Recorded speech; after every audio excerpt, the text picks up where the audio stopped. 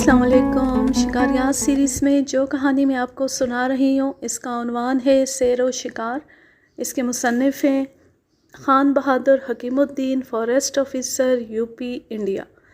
ये चूँकि पूरी किताब है और काफ़ी मोटी किताब है, इसलिए इसके बहुत सारे पार्ट्स बनेंगे। ये इसका 12वां हिस्सा है और इस बाब का उन्वान है मेरी 7 माह की कोशिश रवासिन के शेर पर। अक्टूबर सन 1927 में मेरा तबादला देहरादून फॉरेस्ट कॉलेज से लैंड 1 फॉरेस्ट डिवीज़न में हुआ। वहाँ mister champion IFS division forest अफसर थे। हुक्म यह था कि आइंदा अप्रैल में जब चैम्पियन साहब छुट्टी पर जाएं तब चार्ज मुझे दिया जाएगा। डिवीज़न में पहुंचती मैंने उनके कामों को देखने के लिए दौरा शुरू किया जो मेरे सुपुर्द किए गए थे। मैं लाल ढांग पहुंचा और दूसरे दिन सुबह डिप्टी रेंजर के दरख्तों का मुआयना करने गया और अपनी घोड़ी और अदली को रवासिन नदी के किनारे छोड़कर पहाड़ पर छपान देखता रहा।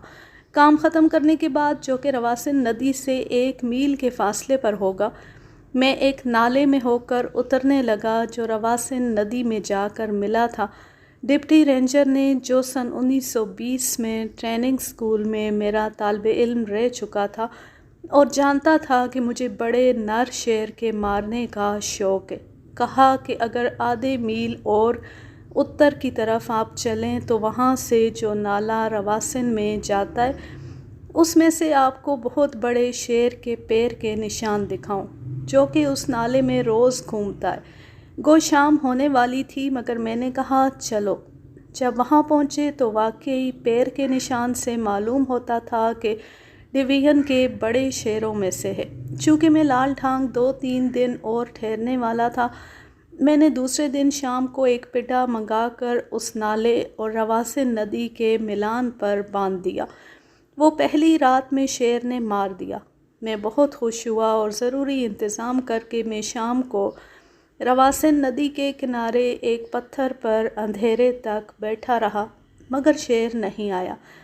उसकी आदत थी कि अगर उसकी मारी हुई लाश के इर्द गिर्द किसी इंसान का गुज़र या दखल हो जाता था तो पहली मर्तबा खाकर फिर दूसरी मर्तबा उसके करीब नहीं आता था और लाश बिल्कुल छोड़ देता था। और उसमें खूबी ये थी कि जंगलात के बंगले और रेंज क्वार्टर के दरमियान होकर रोज़ रात को निकलता था, जो कि लाल ढांग गांव से 100 कदम उत्तर में थे। अफसरान और शिकार के परमिट वाले जो बंगले में ठहरते, उसके बड़े बड़े पैर के निशान बंगले के अहाते के साथ साथ सड़क पर देखकर खुश हो जाते और फ़ौरन पिड्डे की दावत देते। ये सिर्फ पहली रात को 2 दिन की खुराक खाकर फिर लाश के पास तक ना आता और ये हर माह नए तजर्बे हासिल करता और मुफ्त की दावत खाया करता।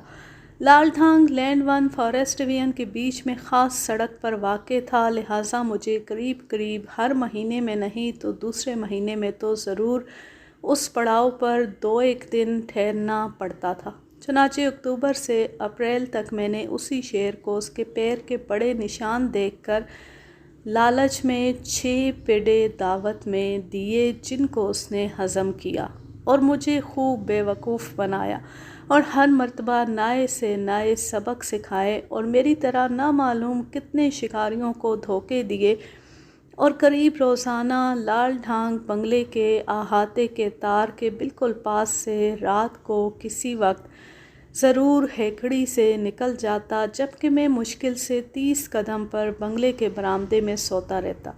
इन सब वाक़यात का बयान करना बहुत लंबा किस्सा होगा। ये शेर अपनी चालाकी में मशहूर हो गया और जानने वाले लोगों ने उस पर कोशिश करना छोड़ दिया। गांव में मशहूर था कि ये शेर नहीं है, भूत है। कभी गांव की बीच की सड़क पर भी होकर निकल जाता और एक कुत्ता भी गांव का ना भौंकता ना उसको कोई देख पाता, मगर उसके पैर सुबह को ज़रूर दिखाई देते। शुरू अप्रैल में छठा पिड्डा खिलाकर मैंने भी हार मान ली और अपने आदमियों से कहा कि अब रवासिन नदी में आइंदा हरगिज़ मेरा पिड्डा न बांधा जाए। میرا قیام لال ڈھانگ میں 4-5 دن کا تھا اور اچھی چاندنی رات تھی اور شیر روزانہ احاطے کے تار کے پاس سے نکل رہا تھا۔ میں ایک رات کو کھانا کھا کر کانٹے دار تار کے اس طرف کرسی ڈال کر بیٹھ گیا۔ اردلیوں نے بھی کہا کہ ایک رات کی تکلیف تو ضرور ہے مگر مار کھا جائے گا۔ 10 بجے سے میں بیٹھا، چاندنی بہت صاف تھی اور سڑک کے دونوں طرف 50-60 قدم اچھی طرح سے دکھائی دیتا تھا۔ میں بڑی امید سے بیٹھا اور اردلی سے بیٹھتے وقت میں نے کہا کہ آج شیر بہادر کی ساری چالاکی خاک میں مل جائے گی اور لاد کر لانے کی تکلیف بھی بچے گی۔ صرف غلطی یہ کی کہ ایک گھنی پتوں والی شاخ نہ گاڑ لی اور کھلے میں احاطے کے تار کے کھمبے کے پاس کرسی پر بیٹھ گیا جو کہ شیر بھی دور سے دیکھ سکتا تھا۔ سامنے سڑک اور اس کے بعد 100 گز چوڑی گھنی جھاڑیاں اور درخت تھے اور پھر پہاڑ تھا۔ 100 قدم پر رواسن ندی تھی جس میں ہو کر یہ سڑک آئی تھی۔ جنوب میں 50 قدم پر سڑک کے پورب میں رینج کوارٹر تھا اور اس کے قریب بڑی سڑک اور پھر گاؤں تھا۔ رینج کوارٹر اور پہاڑ کے درمیان فائر لائن تھی۔ میں پہاڑ اور فائر لائن کے سامنے بیٹھا تھا تاکہ گولی اگر خالی جائے تو پہاڑ میں لگے۔ قریب 12 بجے مجھے کوئی جانور رواسن کی طرف سے سڑک پر آتا نظر آیا اور جب قریب 60 قدم کے رہ گیا تب تھوڑی دیر ٹھہرا اور پھر سامنے جھاڑیوں میں چلا گیا۔ اس کی چال ڈھال سے شیر ہی معلوم ہوتا تھا۔ میں 4 بجے تک بیٹھا رہا، مچھروں نے اور نیند نے تنگ کر دیا لہٰذا چلا آیا اور برآمدے میں چارپائی پر سو گیا۔ صبح جا کر دیکھتا تو شیر کے واپسی کے پیر میری کرسی سے 5 فٹ کے اوپر بنے ہوئے تھے اور آگے بڑھ کر دیکھا تو 12 بجے رات کو جو جانور آ رہا تھا اور پھر جنگل میں سامنے گھس گیا تھا وہ بھی شیر ہی تھا۔ مجھے دیکھ کر جنگل پہاڑ کی طرف سے ہوتے ہوئے فائر لائن پر نکل گیا۔ میں نے بھی خیال کیا کہ بے شک اس شیر کی بھوت رہنمائی کرتا ہے کہ صبح بھی جب میں اٹھ آیا تب فوراً اس کے بعد ہی نکل گیا۔ خاص یہ کہ شیر ہاتھ نہیں لگا۔ چیمپئن صاحب اپریل میں چھٹی پر گئے اور میں نے پہلی مرتبہ ڈویژن کا چارج لیا اور وہ خواہش اور ارمان پورا کیا جس کو برسوں سے دل و دماغ میں لیے ہوئے تھا۔ کام زیادہ تھا اور ڈویژنل دفتر ماہ کلرکوں کے 6 ماہ کے لیے کوٹ توارا سے لینڈ 1 جانے والا تھا۔ 1 ہفتے تک میں دفتر کے کاموں میں بہت مصروف رہا اور دفتر کو لینڈ 1 روانہ کر کے دورے پر 12 اونٹوں پر سامان، 2 ہاتھی، میری گھوڑی، کیمپ کلرک اور 10-12 آدمیوں کو لے کر تیسرے ہفتے اپریل میں روانہ ہو کر ہم ہلدو کھاتا پہنچے۔ گرمی کے دنوں میں سامان اور نوکر رات کو کھانا کھانے کے بعد حسب معمول روانہ ہو گئے اور میں 5 بجے صبح بالمتی مشہور ہاتھی پر کریم مہاوت جن کا ذکر چیمپئن صاحب نے اپنی کتاب کیمرہ شیر کے ملک میں بہت تعریف کی ہے، اردلی کو لے کر روانہ ہوئے۔ اگلے باب کا عنوان ہے میرا 13واں گلدار۔ ہمارا دوسرا کیمپ لال ڈھانگ 10 میل پر تھا۔ 2 میل جانے کے بعد کھیتی ختم ہو گئی اور جنگل شروع ہوا اور دن نکلنے تک ہم جنگل کی سرحد اور فائر لائن پر پہنچ گئے۔ کچھ دور سرحد پر چلنے کے بعد چیتلوں کی خطرے کی آواز قریب 1 فرلانگ زمینداری جنگل میں سنائی دی۔ ہم چیتلوں کی آواز کی طرف گئے اور 30-35 چیتل بولتے نظر آئے۔ ہاتھی کو آتے دیکھ کر چیتل بولتے ہوئے آگے بڑھے۔ ہم بھی چیتلوں کے پیچھے پیچھے چلتے رہے۔ تھوڑا تھوڑا اب بھی اندھیرا تھا۔ ایک گلدار ہمیں بیر کی جھاڑیوں کی آڑ میں جاتا نظر آیا۔ رائفل کی اگلی مکھی ابھی صاف نہیں دکھائی دیتی تھی لہٰذا ہم بھی اس کے پیچھے لگے رہے۔ اس نے پگڈنڈی جس پر چل رہا تھا چھوڑ دی اور اس کے دکن کی طرف 15-20 قدم پر کھڑے ہو کر ہم کو دیکھنے لگا۔ میں نے کندھے پر گولی ماری، وہ اسی جگہ گر پڑا۔ اس کو ہاتھی پر لاد کر ہم پھر روانہ ہوئے۔ یہ 6.5 فٹ کی مادہ تھی۔ کریم مہاوت کو اپنے طریقے پر ہاتھی کو شیر گلدار کے پاس لے جانے میں بڑا گھمنڈ تھا اور وہ اپنے پچھلے تجربے بیان کرتا رہا مگر میں نے کوئی جواب نہیں دیا کیونکہ مجھ کو بھی غرور تھا کہ میں اس سے زیادہ جانتا ہوں۔ ہم پھر سرحدی لائن پر آ گئے اور چلتے رہے۔ سورج نکل رہا تھا۔ ہم نے دیکھا کہ سرحدی فائر لائن پر پہاڑ کی جڑ میں قریب 100 قدم پر دھول اڑ رہی ہے۔ فائر لائن پر کہیں کہیں گھاس اور کٹے ہوئے درختوں کے پرانے اور جلے ہوئے کالے کالے ٹھونٹ تھے۔ نزدیک جا کر دیکھا تو ایک ریچھ دیمک کھانے کے لیے درخت کی جڑ کھود رہا تھا اور اپنے کام میں بہت محنت سے مشغول تھا اور آدھا دھڑ گڑھے کے اندر تھا۔ ہم قریب 10 قدم پر آہستہ آہستہ پہنچ گئے۔ ہاتھی کھڑا دیکھتا رہا۔ ریچھ نے وہی خاص آواز دیمک کو سانس سے کھینچنے کی شروع کی جو کہ ہم نے پہلی مرتبہ اس روز سنی جب ریچھ ہمارے پیڑ پر چڑھ گیا تھا۔ کریم مہاوت خود بھی اچھا شکاری تھا اور وہ ہاتھی کی گردن پر سیدھا ہاتھ باندھے ہوئے بیٹھا تھا۔ ہم نے یہ تماشا چند منٹ دیکھا۔ مہاوت نے کہا، مارو۔ میں نے کہا، نہیں، بلا وجہ کی محنت، پریشانی اور خرچہ ہوتا ہے، اس کی کھال مجھے بالکل پسند نہیں۔ شاید ہماری آواز سن کر ریچھ نے سر نکالا اور ہمیں اور ہاتھی کو اس قدر قریب دیکھ کر تھوڑی دیر سمجھنے میں لی اور پھر شور مچاتا ہوا پہاڑ پر جنگل میں بھاگ گیا۔ ہم لال ڈھانگ کیمپ پہنچے اور کریم مہاوت نے کہا کہ میں نے ریچھ بھی دلوا دیا مگر مارا نہیں۔ میرا 14واں اور 15واں گلدار۔ دوسرے دن شام کو کریم مہاوت بغیر بلائے ہوئے ہاتھی لے کر آ گیا جبکہ میں دفتر کے کام میں رینجر اور کیمپ کلرک کے ساتھ مشغول تھا۔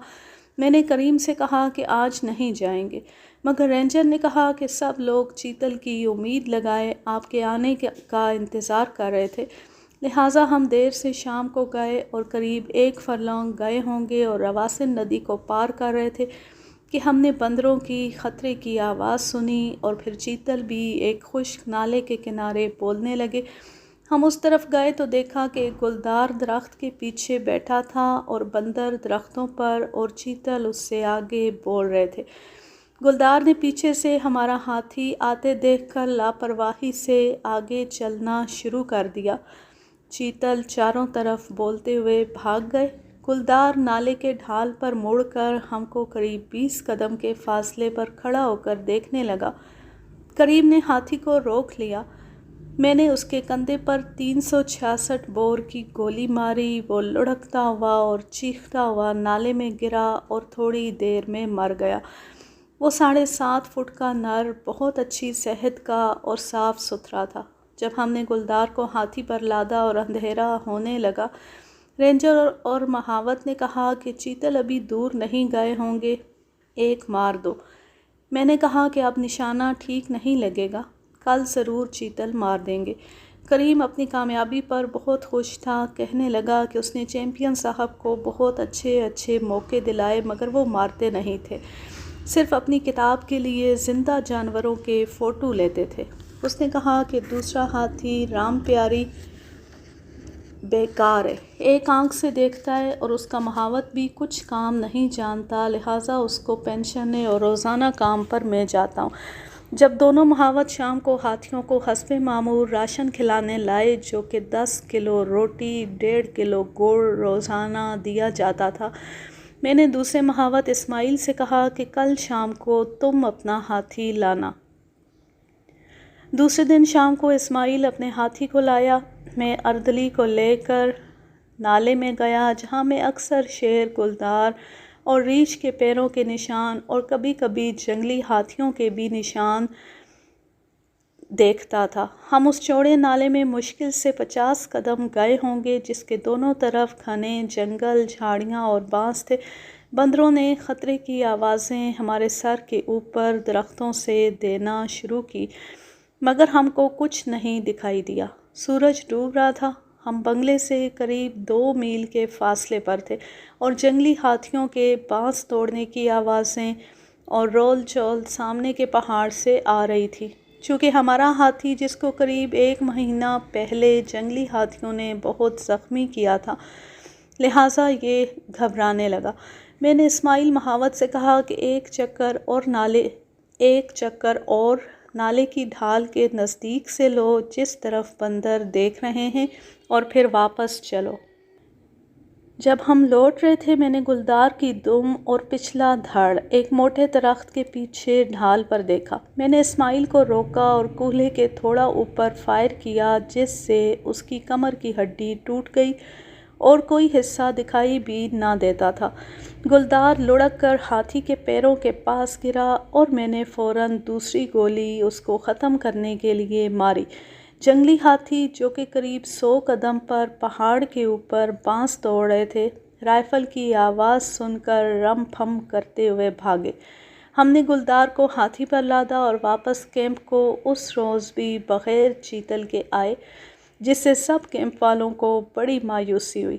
میں نے اسماعیل سے کہا کہ کریم سے کہنا کہ کس قدر آسانی سے آج تم نے گلدار 5-6 گز سے کانے ہاتھی سے دلوایا۔ کریم دوسرے دن صبح آیا اور کہا کہ اس نے ایک نر شیر کے پیر کے نشان رواسن ندی میں دیکھیں، کیوں نہ آج پڈا باندھا جائے بجائے دور باندھنے کے۔ میں نے کہا کہ وہ بڑا چالاک شیر ہے اور پچھلے اکتوبر سے اب تک میرے 6 پڈے کھا چکا ہے، میں اور پڈے اس پر ضائع نہیں کرنا چاہتا۔ اگلے باب کا عنوان ہے میرا زخمی شیر سے بال بال بچنا۔ دوسرے دن صبح اطلاع آئی کہ 2 پڈوں میں سے جو باندھے گئے تھے ایک کو شیر نے مار لیا ہے۔ اس وقت میں اور رینج افسر پلانٹیشن کے معائنے کو گھوڑوں پر جا رہے تھے، لہٰذا گھوڑوں کو آگے بھیج دیا اور ہم لوگ ہاتھی پر گئے کہ لاش کو ڈھونڈ کر ڈھک دیں یا شیر مل جائے تو مار لیں اور تب گھوڑوں پر 12 میل پلانٹیشن کو جائیں۔ پڈا جس نالے میں باندھا تھا وہاں سے شیر لاش کو نالے کے پار لے گیا اور پھر دوسرے اونچے کنارے پر تھوڑی دور پہاڑ کی جڑ میں تھوڑی سی ہموار جگہ تھی جس میں ایک درخت کے نیچے بانس رکھا تھا۔ جب ہم پہنچے تب شیر کھا رہا تھا کیونکہ تازہ کھایا ہوا معلوم ہوتا تھا۔ ہماری آہٹ پا کر شیر درخت کے پیچھے لاش سے صرف 2 گز پر کھڑا تھا جو کہ کسی نے نہیں دیکھا۔ میں نے بھیم سنگھ اردلی سے کہا کہ لاش کو پتوں سے ڈھک دو اور واپس چلیں، شام کو آئیں گے۔ بھیم سنگھ نے بھی ادھر ادھر نہیں دیکھا اور الٹا سیدھا پتوں سے ڈھک کر ہاتھی پر چڑھ آیا اور شیر اسی بانس کی گھنی ڈالوں کے نیچے درخت کی آڑ میں چند ہی قدم پر چھپا یہ سب تماشا دیکھ رہا تھا۔ ہم ہاتھی کو اس راستے واپس لا رہے تھے جس پر سے گئے کہ نالے کے دوسری طرف درختوں پر لنگور بندروں نے شور مچانا شروع کیا۔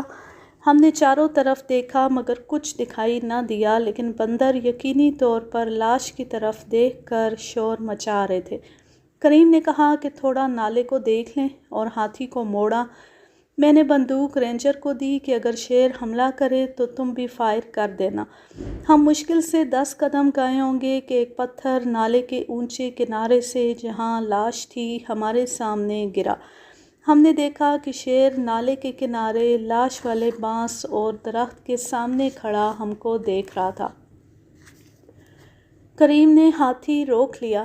میں نے شیر کے کندھے پر 355 بور کی گولی ماری۔ شیر کا منہ ہماری طرف تھا اور جسم ترچھا تھا۔ گھبراہٹ کا نشانہ ہاتھی کی پیٹھ پر سے تھا جو کہ سانس لے رہا تھا۔ گو فاصلہ 25 یا 30 فٹ کی اونچائی سے زیادہ نہ تھا مگر گولی ٹھیک نہ پڑی۔ شیر گڑگڑاتا ہوا گرا اور ماں پتھر، مٹی، لکڑی اور پتوں کے لڑکتا ہوا ہاتھی کے سامنے گرا۔ گرتے وقت میں نے ایک اور فائر اور رینجر نے 2 فائر 12 بور بندوق سے گولی اور گراب کے کیے۔ شیر نے فوراً گرتی اگلے ہاتھوں کے بل پچھلا دھڑ گھسیٹتا ہوا نالے میں پتیاں، شاخیں وغیرہ اپنے ساتھ لیتا ہوا آگے بڑھنا شروع کیا۔ کریم نے کہا کہ فائر کرو۔ میں نے کہا کہ 4 فائریں تو اس کے جسم پر اتنے نزدیک سے پڑ چکی ہیں اور کھال خراب ہو چکی ہے اور وہ جلد گر جائے گا، کہیں نہیں جا سکتا، کمر تو ٹوٹ ہی گئی ہے۔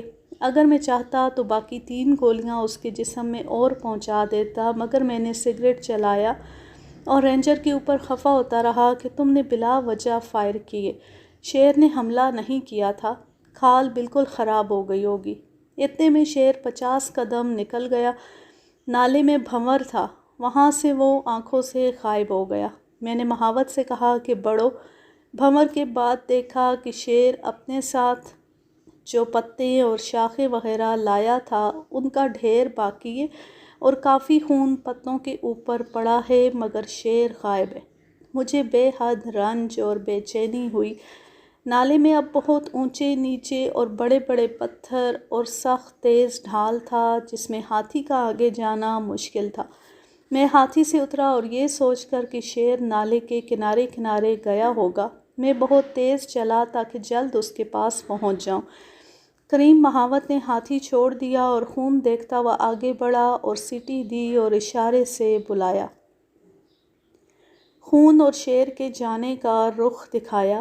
شیر بجائے نالے کی طرف جانے کے دوسری سمت کے 5 فٹ اونچے کنارے پر چڑھ کر پہاڑ کی ایک ہلکی دھار پر چڑھ گیا اور میں اس کے پیچھے جانے لگا۔ کریم نے منع کیا کہ اس کی کمر نہیں ٹوٹی ہے، صرف جھٹکا آ گیا تھا، نہیں تو وہ ایسی جگہ ہرگز نہیں جا سکتا تھا۔ میں نے کہا کہ میں جانتا ہوں وہ نزدیک ہی ہوگا اور دوسری گولی مارنے کا موقع مل جائے گا۔ اس نے کہا کہ اچھا، میں نالے نالے جا کر آگے بیٹھوں گا کیونکہ یہ دھار 1-2 فرلانگ کے بعد اسی نالے میں مل جاتی ہے۔ میں نے اس جنگل کو پہلے کبھی نہیں دیکھا تھا۔ میں نے کہا کہ اچھا جاؤ، اور میں خون کے نشان دیکھتا ہوا چلتا رہا۔ کریم نے خطرے سے بچنے کے لیے میرا ساتھ چھوڑ دیا یا واقعی جو اس نے کہا تھا اس کا مطلب وہی تھا؟ میں نے غور نہیں کیا۔ میں تیز چلتا رہا اور چاروں طرف دیکھتا رہا۔ گھاس اور جھاڑیوں پر لگا ہوا تازہ خون میرے گھٹنوں پر ہاف پینٹ کے نیچے لگتا رہا۔ اس دھار پر مجھے 2 جگہ بہت ایسی مشکل ملی جہاں سے زیادہ زخمی جانور نہیں گزر سکتا تھا، اور میں نے سوچا کہ وہ ابھی بہت اچھی حالت میں ہے اور حملہ کر سکتا ہے۔ میرے رونگٹے کھڑے ہو گئے اور دل دھڑکنے لگا، لیکن مجھے انتہائی خطرے میں ہمیشہ لطف آیا۔ میں چلتا رہا اور نالے کے میلان پر آیا جہاں نالے میں قریب 8 فٹ اونچا گران تھا جس سے ہلکا ہلکا پانی ٹپک رہا تھا۔ میرے اتر کی طرف قریب 20 قدم پر ایک گھنی جھاڑی تھی۔ چونکہ زخمی شیر اور گلدار ہمیشہ گھنی جھاڑی یا گھنی گھاس چھپنے کے لیے اور مکھیوں سے بچنے کے لیے پسند کرتا ہے، میں نے خیال کیا کہ شاید شیر اس گھنی جھاڑی میں ہو۔ اس کے حملے کے لیے ہر طرح سے تیار ہو کر میں نے ایک سیر بھر کا پتھر اس جھاڑی میں پھینکا۔ جیسے ہی پتھر کی آواز ہوئی تو شیر میرے پیچھے نالے کے گران یعنی 8 فٹ کی اونچائی پر میرے سر کے قریب تک دھاڑتا ہوا آ گیا۔ میں شیر کی آواز اپنے پیچھے سن کر گھبرا گیا اور مڑا تو ایک جھلک اس کی دکھائی دی۔ مجھے سخت تعجب اور خوف محسوس ہوا اور سیدھا نالے میں نیچے کی طرف ان بڑے بڑے اونچے نیچے پتھروں میں بھاگا۔ نیچے سے کریم آ رہا تھا۔ اس نے کہا کہ کیا ہے؟ میں نے بتایا کہ اگر شیر نالے کے ڈھال پر سے میرے اوپر کود پڑتا تو میں رائفل نہ چلا سکتا، مگر خدا کی مہربانی کہ وہ میرے سر سے 2 فٹ تک آ کر واپس گیا۔ وہ اونچائی پر تھا اور میں نیچے تھا۔ بال بال بچا، خیریت ہو گئی۔ کریم نے کہا کہ اب اس کو چھوڑ دو، شام کو یا کل دیکھیں گے۔ ہاتھی ان پہاڑوں میں نہیں جا سکتا تھا۔ ہم کیمپ کو بہت مایوس، رنجیدہ اور پیاسے قریب 9 بجے واپس آئے۔ اپریل کا آخری ہفتہ تھا اور بہت گرم تھا۔ پورے دن صبح کا سین آنکھوں میں آتا رہا۔ زخمی شیر کا ضائع ہو جانا یا مردم خور ہو جانا ممکن تھا۔ گرنے کے بعد ہی جب وہ گھسٹ رہا تھا تب میں اس کو آسانی سے ختم کر سکتا تھا، یہ خیال مجھے دن بھر آتا رہا۔ شام کو ہم آدھا درجن آدمی کلہاڑیاں اور بھالے لے کر گئے۔ نالے کے اس گران پر پہنچے جہاں پر اس نے حملہ کیا تھا۔ خون کے نشان نالے کے تیز ڈھال دار گران پر دیکھے جہاں سے شیر چڑھا تھا۔ ہم نے پتھر پھینکے، خوب شور مچایا، لیکن وہاں سے کوئی آواز نہ آئی۔ میں چڑھا اور کافی دور تک کچھ نظر نہ آیا۔ اور بھی سب چڑھ آئے اور اس گران سے قریب 15 فٹ کے فاصلے پر شیر کافی دیر اس نالی میں بیٹھا تھا جس میں پانی سرخ اور کافی خون جمع ہوا تھا۔ بڑا ہی اچھا ہوا کہ میں وہاں سے لوٹ گیا اور اسی وقت ڈھال پر نہیں چڑھا۔ ہم لوگ قریب 1 میل تک خون کا نشان دیکھتے ہوئے گئے اور پھر آگے اس کا پتہ نہ چلا۔ آخرکار سب مایوس ہو کر خالی ہاتھ واپس آئے اور دوسرے دن ہم کھارا کوچ کر گئے۔ اگلے باب کا عنوان ہے میرا 16واں گلدار۔ دوسرے دن شام کو اسماعیل کے ہاتھی پر گیا اور ایک نر چیتل مارا۔ واپسی پر بنگلے کے قریب چھوٹا سا جنگل تھا، اس میں جھاڑیاں بھی کم تھیں۔ بندروں نے بولنا شروع کیا، ان کی طرف ہاتھی لے گئے۔ دیکھا کہ ایک مادہ چیتل نے بچہ دیا ہے جو کہ کھڑا ہوتا تھا اور گر پڑتا تھا، اور اسی کے نزدیک درختوں پر بندر بھی بول رہے تھے۔ ہم مادہ چیتل اور اس کے حالیہ پیدا ہوئے بچے سے ہٹ کر نکلے۔ ماں نے ہم کو حسرت کی نگاہ سے دیکھا، 2-4 قدم چلی اور پھر بچے کی محبت کی وجہ سے ٹھہر گئی۔ ہم کو کچھ نہیں دکھائی دیا۔ جنگل میں سوائے پتوں اور ایک چھوٹے پرانے سوکھے درخت کے جو کہ کافی عرصے سے پڑا ہوا معلوم ہوتا تھا، کوئی جھاڑی یا گھاس وغیرہ نہ تھی، لیکن بندر اسی چیتل کے ارد گرد کے درختوں پر کافی شور مچا رہے تھے۔ لہٰذا ہم نے دوسرا چکر لگایا۔ اردلی نے اشارہ کیا تو قریب 20 قدم پر گرے ہوئے درخت کے سہارے گلدار چھپا ہوا چیتل کے حالیہ پیدا ہوئے بچے کو 40 قدم کے فاصلے سے تاک رہا تھا۔ میں نے ہاتھی روکا اور اس کو مار دیا۔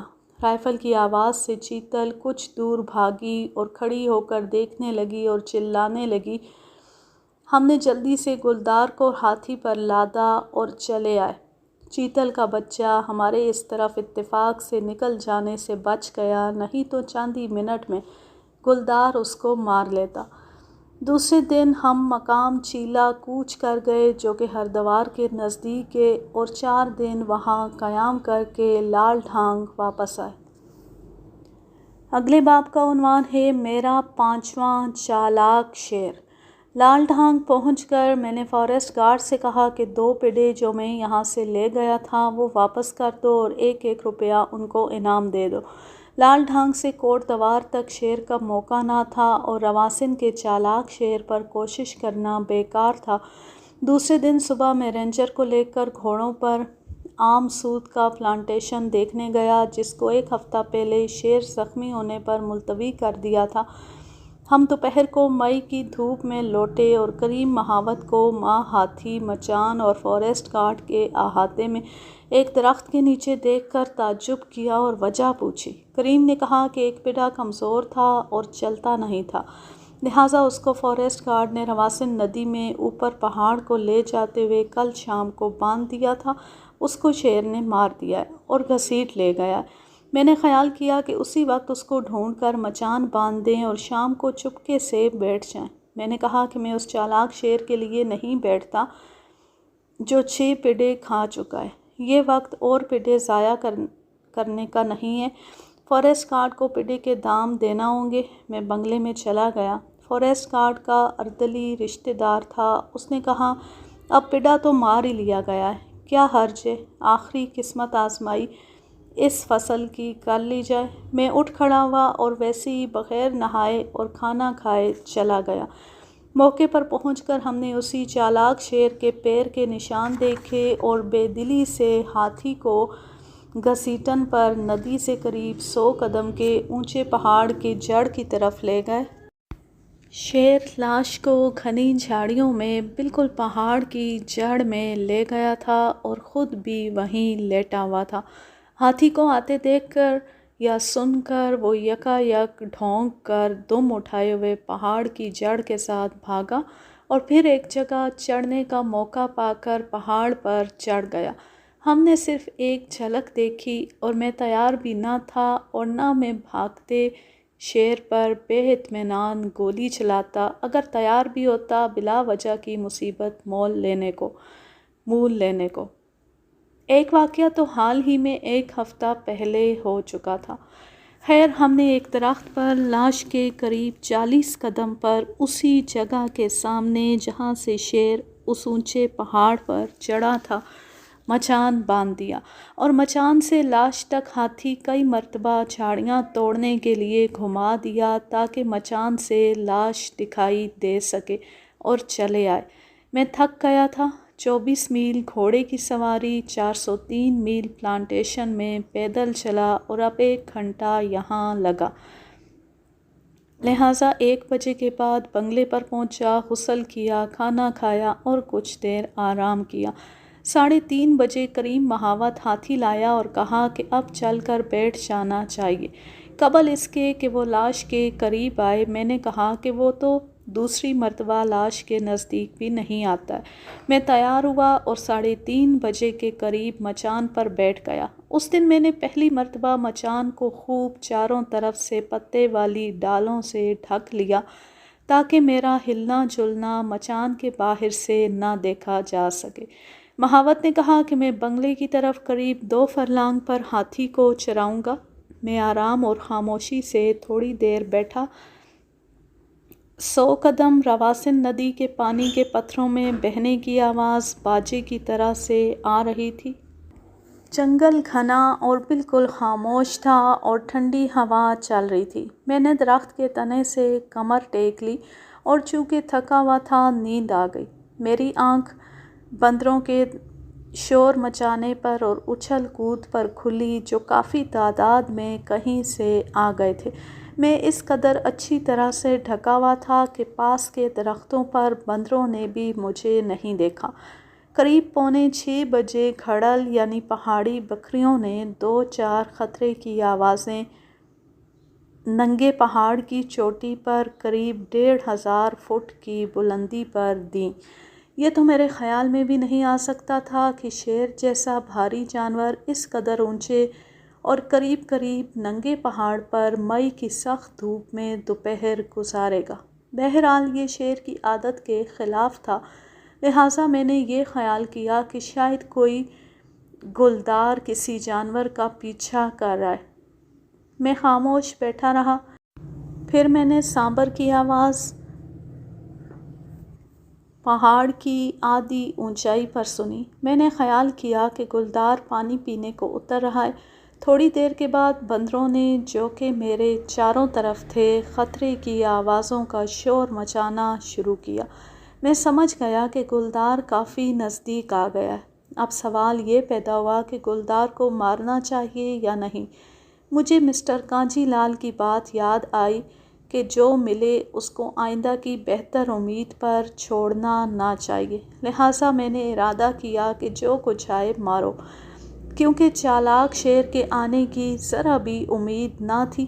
थोड़ी देर के बाद मुझे हल्की गुर्राहट की आवाज़ और नरम पैर वाले भारी जानवर के पत्तों पर चलने की आवाज़ सुनाई देने लगी। ढाल पर जहाँ से दोपहर को शेर चढ़ा था कोई जानवर उतर रहा था, मगर झाड़ियाँ इस कदर घनी थीं कि कुछ दिखाई नहीं देता था।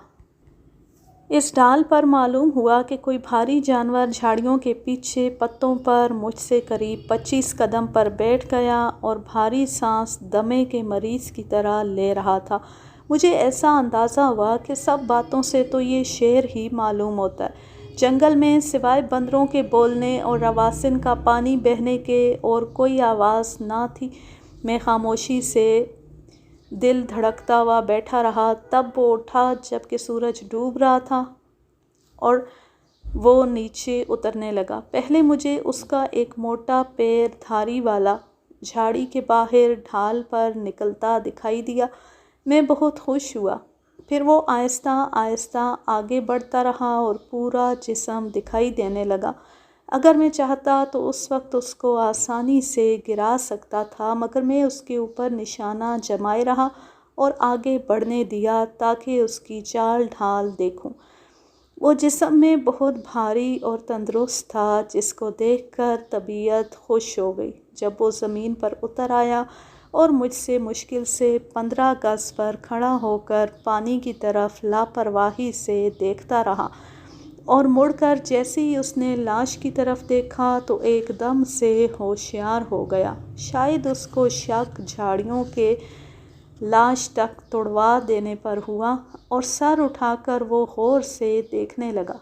مجھے لگا کہ چالاک تجربے کار شیر ہے، کہیں بھاگ نہ جائے۔ میرا نشانہ اس کے دل پر جمع ہی ہوا تھا۔ میں نے لبلبی دبا دی۔